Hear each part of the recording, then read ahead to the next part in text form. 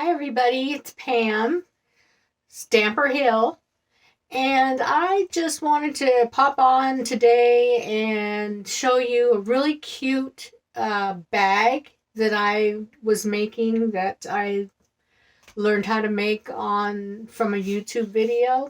So I'm passing it along. Some of my, I usually post, I'm a Stampin' Up! Independence demonstrator, and I usually post something every day or 4 times a week of my ideas. I'm retired, and so my stamping business is what I do now. And I saw these cute bags that I've been just making them like crazy. I mean, they're cute little gift bags that you can give to your clients when they place a little order, or um, have a class where you can teach your friends how to make these cute bags. So I just wanted to jump on real quick and show you how to make this bag, because some of my friends are saying, well, why don't you make a video so we can, we can see how you do it. So that's what I'm going to do. It's really easy. It needs 2 sheets of 12 by 12 designer series paper, and I always have lots of it. So I think it's a great way to show your customers, that they can do more with these cute bags, and show your friends how to make them. It's a lot less expensive if you have the paper to just make a gift bag. So instead of going out and buying one. So let me get a bag here to show you what they look like. I should have done that before. Hang on a second. I'll show you. Here we go. These are the bags, and they're made with a 12 by 12 sheet of designer series paper. And I use about, this is like 12 inches of ribbon or twine or whatever you like to use to put the handles on your bag. These little, I put tape over the top of the little hole that I punch, because you're going to punch holes in here and tie a little knot in the back. So you make your handles, but I just put a little piece of tape over the ribbon so that it doesn't come out through the hole that you've punched for it. So that's what, and then I just put a little flower over the top to make it look pretty of the paper. And on this one, I did punched a little punch design and put that over the top. It kind of gives it a little bit better look than just having a hole there. So let's get started. I'll show you the supplies you need. You don't need that much. I have two 12 by 12 pieces of designer series paper, and I have my scoring tool because it makes it a lot easier to score it than just, putting a ruler over it. But if you don't have a scoring tool, you can certainly put a ruler to make your score lines, and then a hole punch, scissors. This is some tear tape. You just tear it off. It's double-sided tape. Tear it off, stick it on wherever you want it to stick, and peel off the other side, and then you have a good adhesive bond there for your paper. Let's see, what else do we need to complete this project? You could also use a little glue instead of using the tear tape. It does take a little bit longer, obviously, if you want to use glue. And let's get started. So the first thing you're going to do is you're going to score your paper. Now, if you have patterned paper that goes a certain way, you want to be mindful of that. But you're going to score at 1.5 inches. So let's go down here so you can see.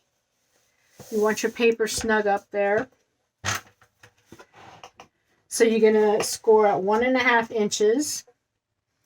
And you don't want to go too hard because, you know, you could tear your paper if you score really hard. So 1.5 inches, that's your top. Then you're going to turn it and you're going to go 3 inches for the other 3 sides. So one side is 1.5, that's the top. The other 3 sides are 3 inches. So you just keep turning your paper.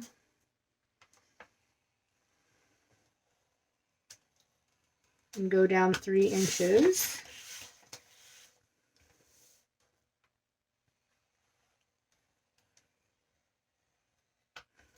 And then you're going to do your second paper the same way.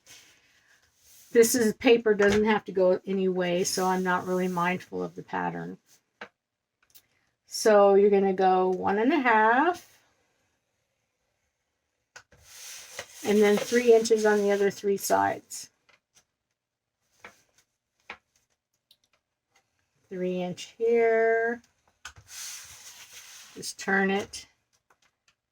3 inch there. Don't, like I said, don't press too hard because you don't want to tear your paper. I've done that before, so be aware of that. 3 inches. So once you have your paper scored,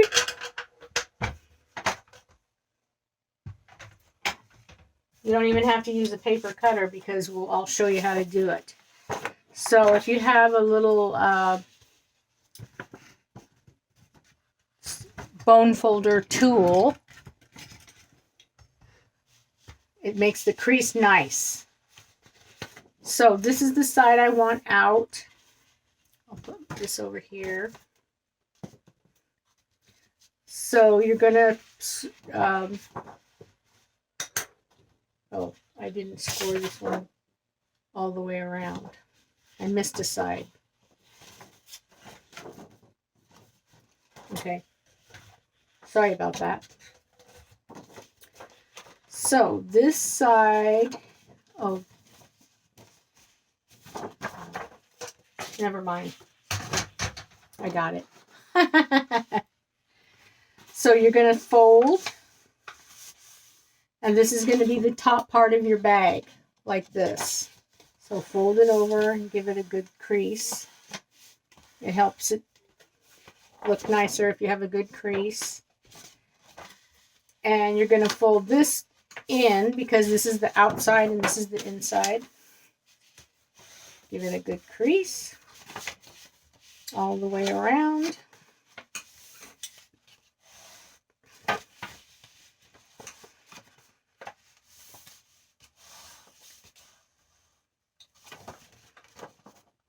Same with the other one. Find your top piece, your 1.5 inch is right here. You're going to fold that down because that's going to be the top portion of your gift bag. And then just fold it along the crease line.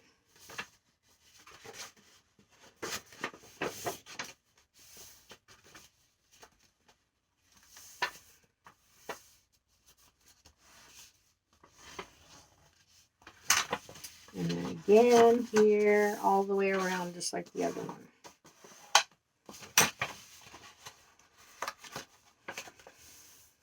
So right now during January and February, Stampin' Up! Has a really good special going on called Celebration. So whenever you purchase $50 worth of products, you get either a stamp set or a accessory, paper, whatever you want, free. So now is the time to look at your wish list and see if there's anything you really want to have. So Celebration you get free stuff. It's the best time of the year. Okay, so now I've scored everything. The bag is going to go like this. You can see how the bag looks after it's all put together. It's really easy. So what's going to happen on the bottom portion of your bag is you're going to cut a slit in 1/2. So that's what I'm doing here. And then on the other half, you're going to cut this portion out. So that's the only cutting you have to do, is you cut the square out on one bag, and then you cut slits on 1/2, and you cut the square all the way out.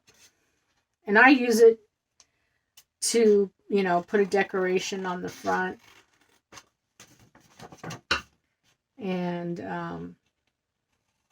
it just makes it look pretty. I like to add things to my bags and my cards to give it a little dimension and texture, make things pop a little bit. So the first thing to put your bag together is we're going to glue the bottom portion, because the bag is going to go together. 1/2 goes on this side and 1/2 goes on the other side. So it's pretty easy to get going on. So this side, you see, I cut the square out, and the other side I made slits. Just cut one little slit on each side. And the first thing I do is I'm going to join the bottom together. So for demonstration purposes, I'm going to I'll use my tape. I could use double-sided tape. That's probably a little bit faster. So for the bottom portion, I'm just putting my tape on to the bottom portion. This is the inside bottom of the bag. And basically, I turn it around like this, and I just stick them together on these two bottom squares. Just like this. Try and get them as even as you can. So there. Then you're going to fold it up like this. And these two little things go on the bottom. I like to put a little tape underneath of these.